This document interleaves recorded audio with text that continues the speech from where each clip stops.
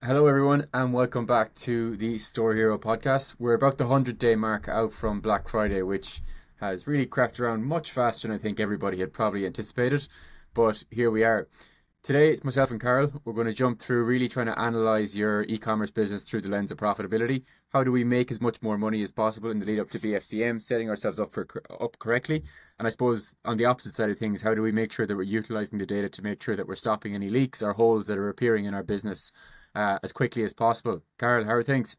Good, good. Yeah, it's frightening to think we're 100 days out. It's a bit of a mad shift as just the way that the year falls. It's kind of a quiet time comparatively, I suppose, and people are gonna jump right back into the swing of things now going up to the end of August. So yeah, as you said, what we'd love to do today is really take a kind of broader view to say, okay, somebody is in a position where they want to improve their store performance. Everyone is to a certain extent across different components of the business.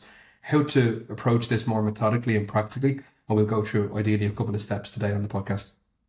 Absolutely. It's mad. I mean, I think that a month ago, mentioning Black Friday was probably a dirty word in the industry, but even in the last week, I don't know about you, but I'm seeing it really pop up. Everyone is thinking about their forecasting, offer structure, thinking about the ads, and really just trying to prepare as much as possible for that lead into, for what is for most e-commerce businesses a condensed 6 week window where you're probably going to do 40, 35, 40% of your sales throughout the year. Some businesses will be more than that, other businesses will be less. So again, just trying to really jump through today. Maybe go through some kind of key fundamentals in terms of analyzing that store profitability. I suppose starting off from first principles, we often talk about so many different types of metrics and different ways to view and analyze your store. But if you were to kind of really kick off, I suppose, and look at some of or helping brands try to understand those, profit fundamentals in their business, how would you go about analyzing that? Sure. So I think a good place to start on this is actually to reflect on maybe a conversation a lot of brands are having at the moment around, okay, what does good look like for Q4? And what does good look like from a business overall? And I suppose the challenge is that good is going to be different depending on whatever you use as an indicator or gauge for success. Most people traditionally would have used revenue-based metrics or ROAS as a revenue-based metric as well as an indicator of success in an industry that's known for having such a complex cost structure.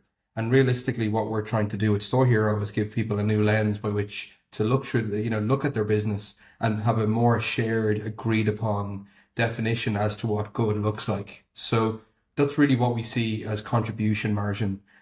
For anyone who's not aware with the definition and who's absolutely sick of us talking about it, contribution margin has got to be your gross profit after your marketing spend. So again, especially for businesses who are using maybe revenue or net sales as a top line view, we're not only going down as far as gross profit, which factors in all of your product packing, shipping, transaction fees, discounts, returns, any of those variable costs in your business. We're also including marketing costs, which in and itself is very variable. And the benefit of using contribution margin is that North Star or profit after marketing, if you find it easier to remember or kind of reconcile in your mind, is that it is a metric that good is equally, I suppose, on the same page for everyone. So what I mean by that, if we know our profit after marketing spend is consistently going up, it speaks to a lot of really positive fundamentals within the business. That's hard to argue with that an increase in that metric is negative. Now, there may be some situations in which you don't necessarily want to maximize profitability, but it's certainly a positive indication that the fundamentals of your business are heading in the right direction. Yeah, I mean, even to take the other side of that, you kind of mentioned it's one metric or KPI that every business can align to. I think one trap that we've seen a lot of brands fall into the trap of is saying, X brand that I see on Twitter or on LinkedIn is getting a 4 or 5 ROAS. Why aren't we getting a 4 or 5 ROAS? Whereas, these different brands would have very different cost structures and different margins. And, a brand that's getting a 5 ROAS that has like a 30% gross margin, they might really need that 5 ROAS. Whereas if you're a brand and you have 70, 80% gross margins and you're getting a 5x ROAS, while that's good, it's probably a sign that you're massively underspending and potentially missing out on an opportunity. Whereas, again, to your point, if you're really trying to, I suppose, maximize for maximum amount of profit, dollars, euros, pounds, whatever it is after that spend, that's really a level playing field in which to determine success. Definitely. And you equally might come to the conclusion that, okay, I've generated those additional profit dollars. I now want to reinvest that into being more aggressive in new customer acquisition, for example. But at least you're in a position to have that conversation where traditionally over the last couple of years, as customer acquisition costs have risen, as funding has become more difficult, people don't have the luxury of delaying that, I suppose, customer acquisition payback point. You traditionally may have been able to wait a little bit longer to recoup the cost of investment in maybe acquiring a customer. But if that's no longer something you can afford to push out, you need to be really disciplined in knowing exactly what you want to achieve. So it's really to bring us on to our first point, that's a good place to start, having a clear, I suppose, North Star as to what you want to actually reach. So again, some businesses are going to look at, potentially maximizing revenue. Despite, I suppose, a focus on profitability, there may be some logical reasons to do so. For example, maybe you're part of a business structure that relies on that. Maybe that's a mandate you've been given as an ecom manager or a business operator versus owner. There's plenty of reasons as to why revenue may be kind of your North Star. From there, we want to really take a step back and understand what does that practically mean in terms of the targets that you set. If revenue is going to be your North Star, you're going to be willing to drive orders with less and less profit. There's always a limit. There's never an endless ability to overspend to acquire customers, but you're going to be willing to be more aggressive, both in maybe expecting a lower profit after marketing, and also maybe a higher customer acquisition cost to factor in. Alternatively, you may see profit again as the opportunity and kind of North Star that you want to really chase. It's certainly much more common these days when, again, there isn't the ability to finance, and especially from a business multiple perspective, businesses aren't really being valued, especially in the e-commerce sector, on revenue. Therefore, profitability is hard to argue with as a metric that you'd want to improve. Some businesses will use new customer acquisition as that North Star they want to really push for. And again, there's a lot of validity in that.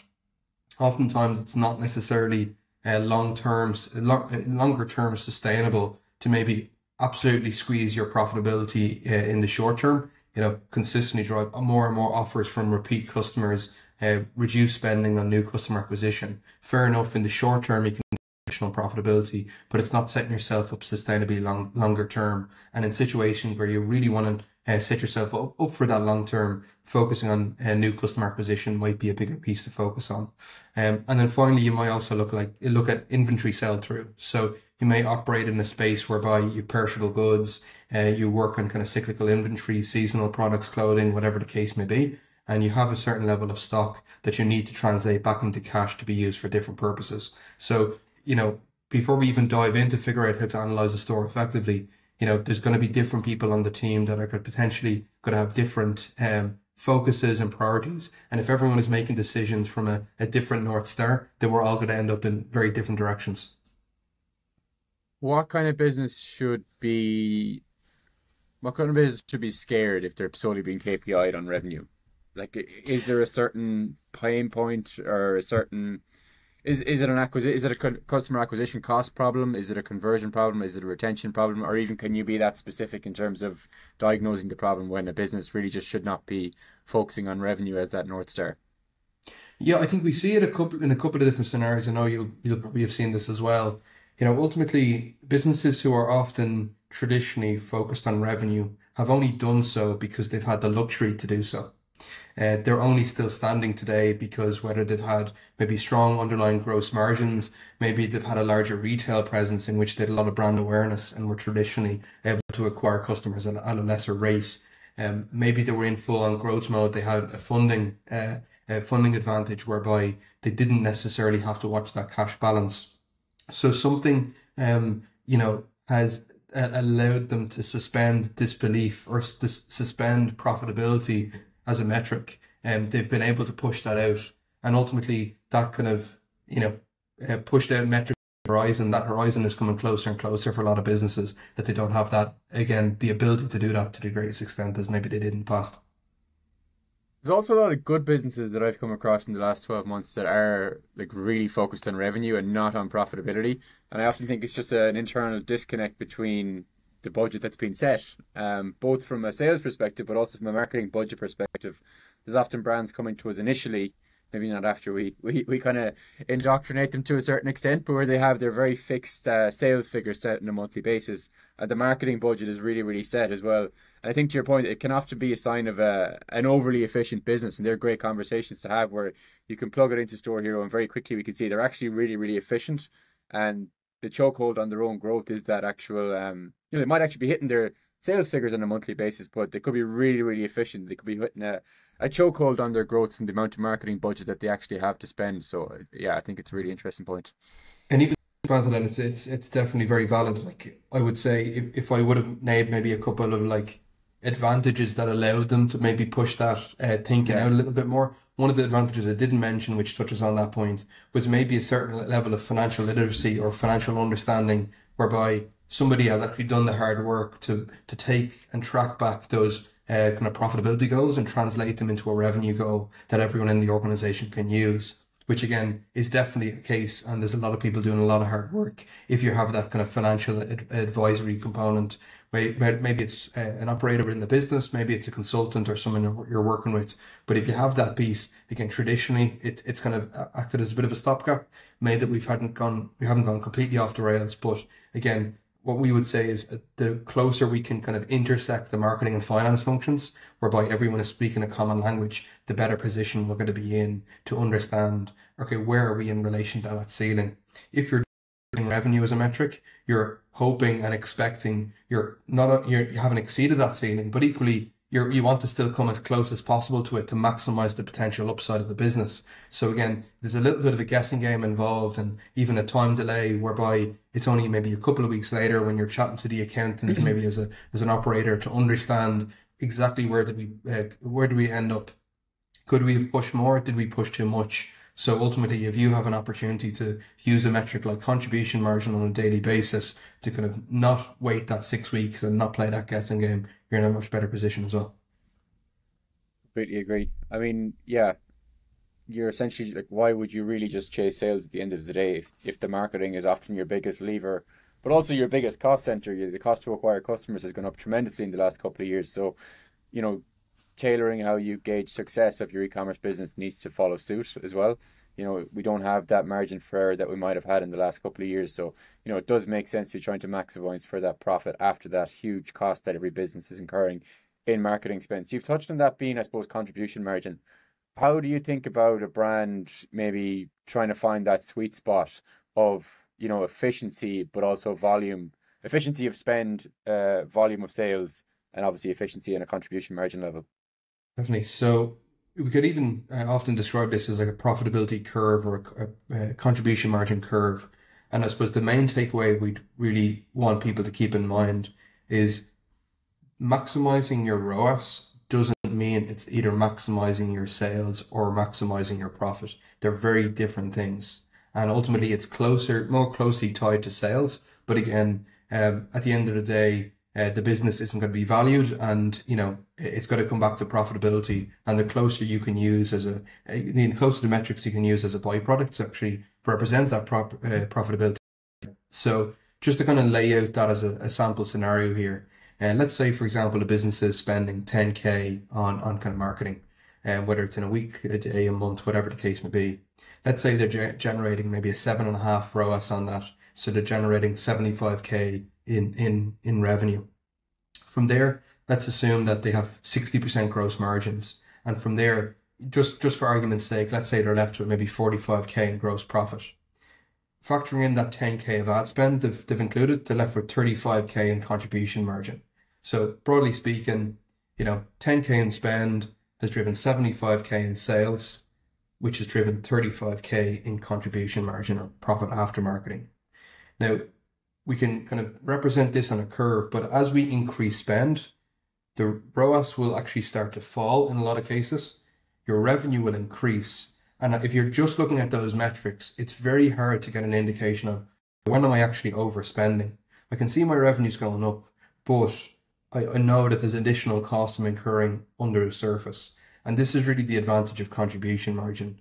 You might find that, okay, if you want to maximize revenue, maybe the answer is, okay, we need to spend 50, 60K a day, a week, a month, whatever the case may be.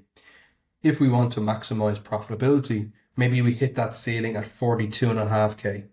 So long story short, and if that's confusing for anyone, that just actually shows the problem with this whole setup where you're just using ROAS as that metric. It's nearly impossible to know at exactly what point in your scaling of your ads you kind of reach that maximum point of profitability.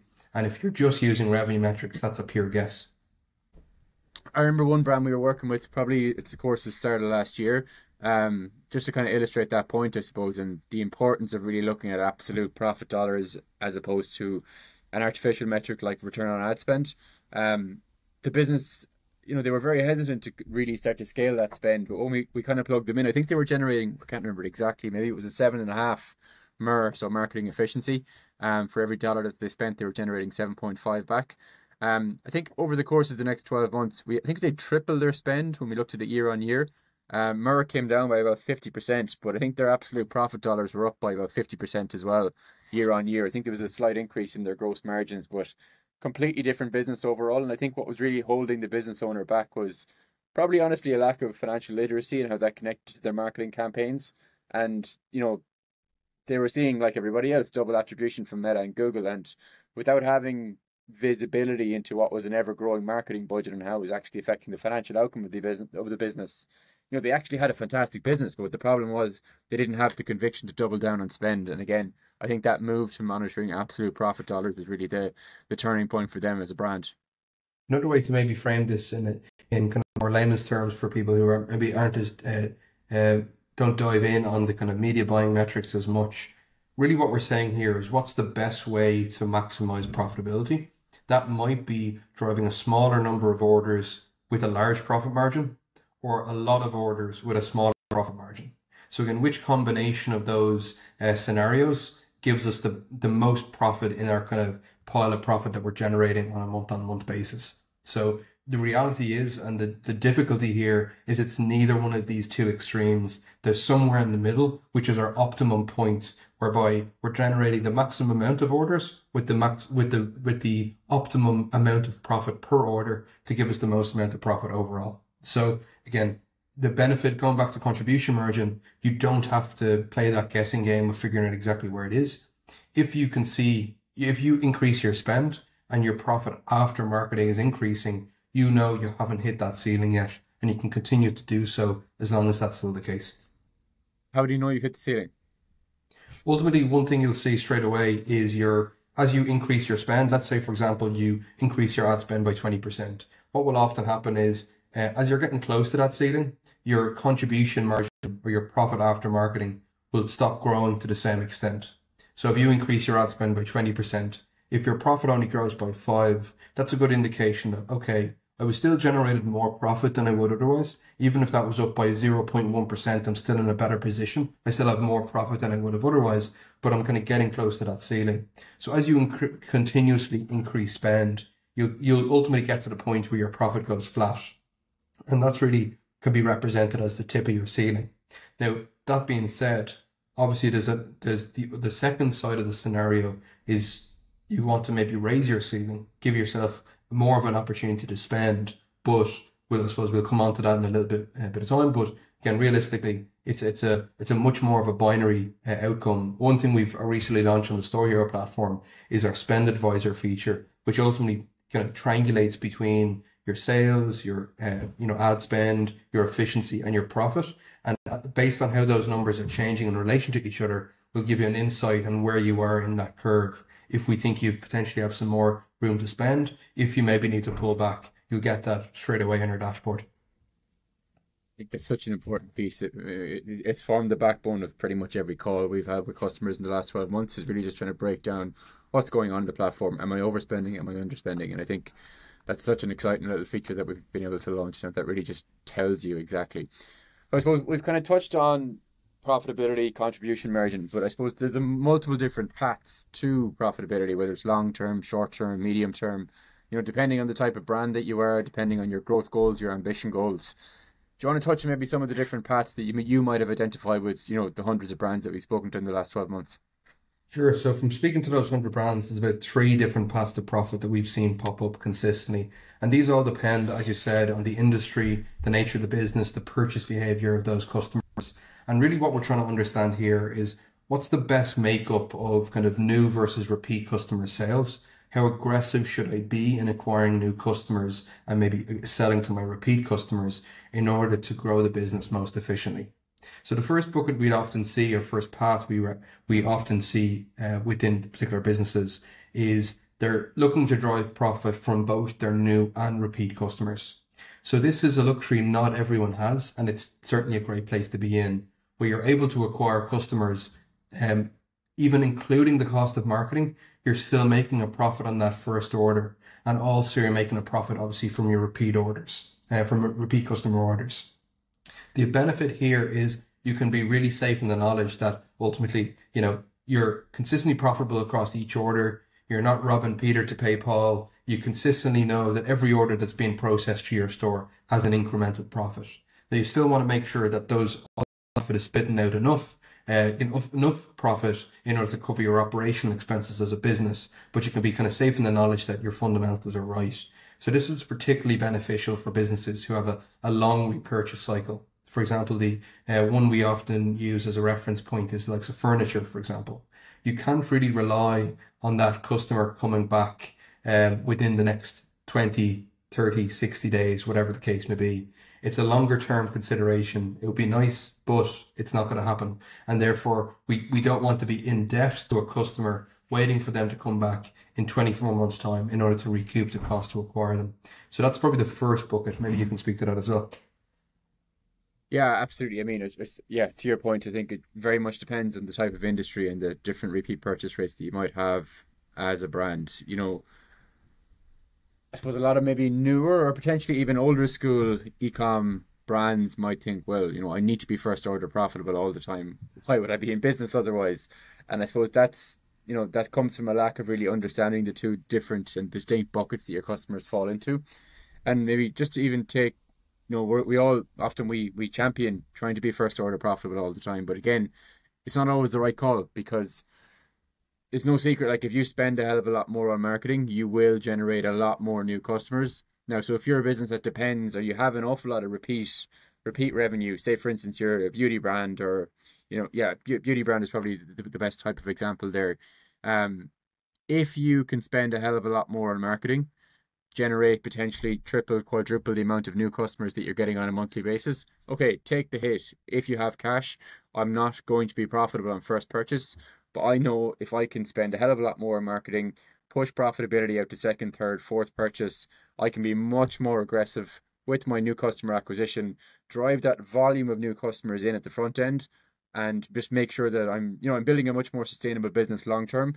The one caveat I would put on businesses with that is, if that is your approach, that is something you're going after, make sure you're 100% certain on the game that you're playing there, because getting that game wrong is probably the most cash intensive problem that you could run into as a business. And it's just, again, when we're measuring LTV, just making sure that you're looking at it correctly, on a gross profit basis, making sure that you're fully dialed into actually what the repeat purchase rates of your customers actually look like, and really just trying to, I suppose, plug any holes in potential churn of existing customers, and making sure that there's no anomalies cropping up with your new cohorts of new customers.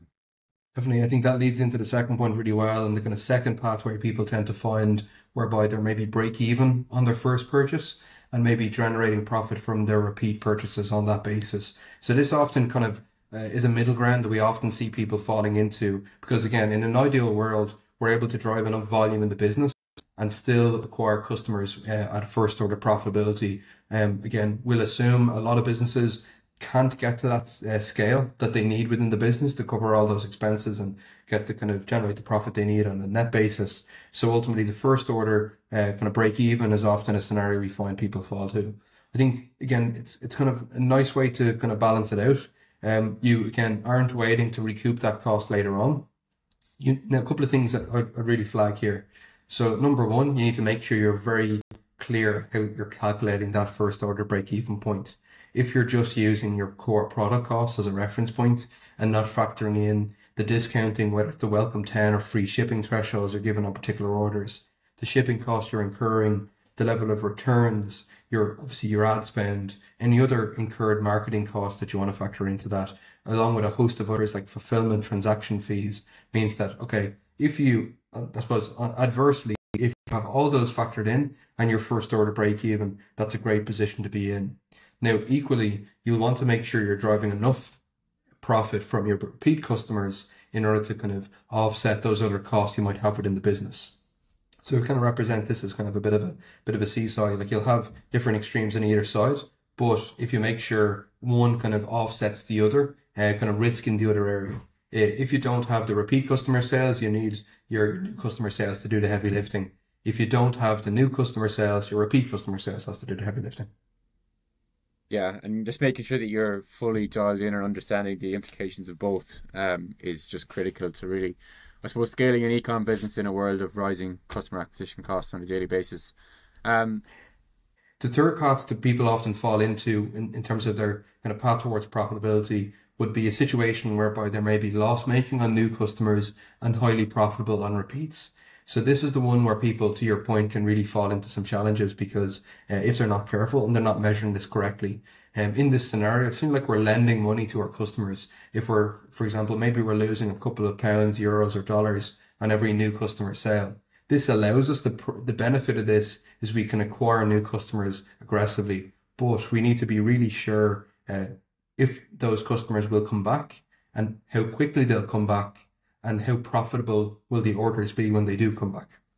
So the best example I would use in this is any sort of subscription business. So in that scenario, you're willing to maybe be more aggressive to acquire those new customers because you know that ultimately they're going to come back at some level of frequency. If you're not kind of an actual subscription itself, maybe it's a business that sells a product that's relatively habitual, like health or beauty or supplements, something like that, where you're ultimately helping people develop a routine. And once that's the case, you can kind of gain the benefit of the upfront investment you've made to kind of get that product as part of that routine. So again, in that scenario, you will see maybe a negative new customer contribution margin. But again, what's really critical is that you're driving enough repeat customer sales. Oftentimes we would see people talk about maybe second or third order profitability, which is just very before we jump important. into that, Yeah. explain new customer contribution margin for maybe anyone who isn't 100% certain. Sure. So really what new customer contribution margin is a way to measure and answer the question, am I first order profitable? So we're looking at the profit after marketing for any new customers that come to your store. For example, if your new customer contribution margin is $5, that means after all your variable costs, after your marketing spend, after your other marketing incurred costs, we're making $5 from every new customer order. So it's a great position to be in that case because we know, okay, we're covering those costs and we're setting ourselves up. We're not indebting ourselves or tying up cash maybe for new customer growth. So just even on that, so if your new customer contribution margin was $5, it would essentially work out. Whereas, for instance, your gross profit on that first purchase would be like $25, $25, and your cost to acquire that customer would have been $20. Therefore, your profit after you've paid for your cost of goods and your marketing spend is $5 in the bank. Exactly. So I think an easier way to, it's, ultimately you need a platform like Store here to be able to calculate it. But if it's kind of like a better way to look at a couple of different components, some people may look at their average order value and make a determination to say, okay, if my AOV is over whatever, I expect that I have enough margin left in there. Look at your gross profit per order. Maybe you look at your CPA. Maybe you look at your level of discounting. But it's factoring all those in to know, okay, with all those components really taken into account, have I made a profit on my first order, which is, again, a much clearer position to be in. To kind of run through those kind of different paths to profitability. If I want to be first order profitable, then, that kind of path one, again, that new customer contribution margin needs to be positive. If I want to be first order break even, that new customer contribution margin just has to be above zero. And if I want to be maybe second or third order profitable, it really depends on that number, that new customer contribution margin is going to be a negative, but make sure it's not too much of a negative that it'll take too long to recoup that cost. Okay, that makes sense. Makes sense. Okay, so we've kind of touched on, I suppose, increasing ad spend in line with rising contribution margin to, maximize that absolute profit dollars. What if you get to a point where, look, we're just not growing? Efficiency is just not there. You kind of touched on it there, but maybe there's an issue that where we need to dive in and understand, is it a net new customer sales problem or is it a repeat customer sales issue? Definitely. One thing we often say is, there's no such thing as an overall sales problem. Now, in reality, if you're looking to improve your sales, you probably think I'm gone mad. But what we really mean by that is your overarching sales metric doesn't really tell you much. It's really going to be a sum of its parts, made up of the sales you're driving from new customers and sales you're driving from repeat customers. Each of those two groups of customers behave in a very different way. They're, I suppose, reached through different channels, and their paths in terms of what their next purchase will be may often be very different. So one thing we'd recommend is, again, whether it's an overarching increase or decrease, take a look at that as two distinct problems or opportunities. Where are my net sales, new customer sales, and where are my repeat customer net sales? Use those as a reference point and kind of start from there before you dig in. Great. Fantastic. Okay. Interesting. Definitely. And I think one piece to maybe touch on in the context of those two challenges. So, sometimes you may have a new customer sales problem. Sometimes it's a repeat customer sales problem. Even then, it takes kind of going into the weeds to understand exactly what that problem is. For example, let's say your new customer sales are down. That may be because you drove less new customers to the store. There was less visitors and less opportunities for somebody to become a new customer. Maybe the same amount of people came, but they spent less, and therefore your overarching sales were decreased. And that's a slightly different problem to solve. You're maybe not trying to pump as much kind of spend or people onto your site into the tunnel. Maybe alternatively, you're looking at how do we improve the customer experience on the site in order to increase that average order value. Maybe it might be you might want to look at your gross profit per new customer. So potentially there might be a situation in which you're driving the same level of sales, but maybe the gross profit is contracted because maybe you did more discounting or they purchased lower margin products. And in that situation, you're compressing your margins. Maybe you added free shipping thresholds that maybe you were a little bit too aggressive, and therefore you could equally have two scenarios. Maybe your net sales are down, but your gross profit per new customer is up, and you actually don't need to worry about that overarching sales number.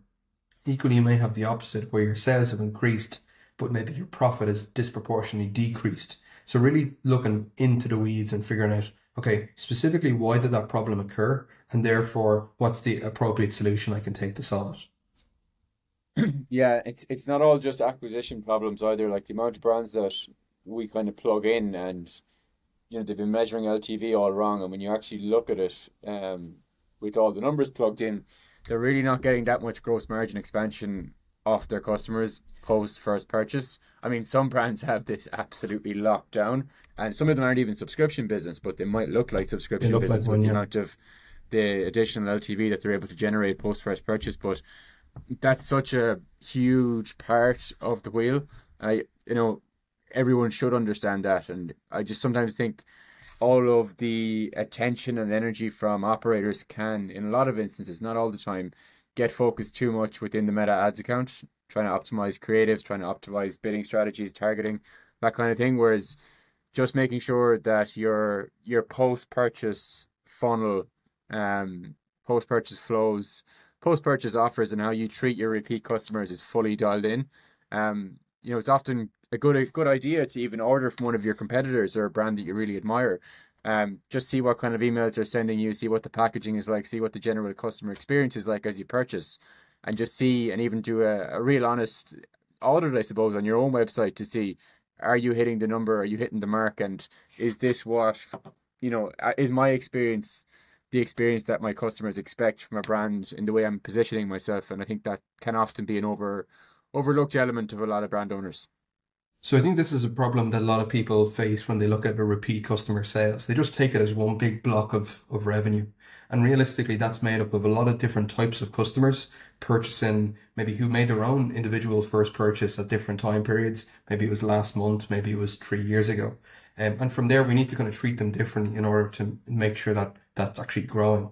If we want to really take a one-size customer and try to hopefully turn that individual customer into a long-term advocate for the business, then we really need to kind of stage manage the experience they have within the first 30, 60, 90, 120, or maybe 365 days of the store experience. So a lot of our new LTV features are really built around this to say, okay, what is our 60-day repeat purchase percentage or repurchase percentage? And maybe what's our kind of 30 or 60-day LTV on a gross profit basis? What's the total, and what we mean by that is what's the total profit we generate from a customer 30 days after their first purchase? And that's a lot more, I suppose, impactful of a conversation to have rather than just looking at maybe second or third order profitability. Because in reality, okay, sounds great in theory. We'll have a customer coming back we recoup the cost to acquire them on their second purchase. But if that second purchase takes 3 years, you're footing the bill of that acquisition time. And if that customer can come back within 20 days, 30 days, 60 days, it puts you in such a better position as a business owner. And again, I suppose it comes back to that, maybe stealing a couple of metrics or terms that maybe traditionally originated in kind of software businesses. Again, some of the best e-commerce businesses from a repeat purchase perspective nearly look like software business to a certain extent. They're using one metric, that LTV to CAC ratio. How much do I acquire a customer for? And then what's the total profit that I can ultimately generate on a per customer basis within a reasonable period of time? Now, that reasonable period of time is going to be different for you depending on the nature of your product or purchase. If somebody engages or maybe consumes your product every 30 days, that lifetime will look different to maybe somebody who repurchases every 2 years. So understanding what the kind of time horizon you want to look at your LTV through, understand what you're willing to acquire a customer for, and what reasonably you can set as a goal of generate from a profit perspective from those repeat customers within that specific period of time that you've identified. Perfect. We'll leave it there for today. Looking forward to catching up again in the next couple of days. As always, if you'd like to kind of plug in and actually have a look at your own LTV and get set up on a free trial, just drop us a message. We'd be more than happy to jump on a call. Cheers. Thanks, folks.